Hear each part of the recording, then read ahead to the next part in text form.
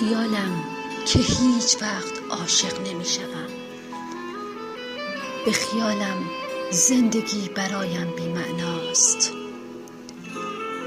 به خیالم کسی دلم را نخواهد لرزاند. اما حال می دانم چند وقت است که عاشق کسی شده‌ام.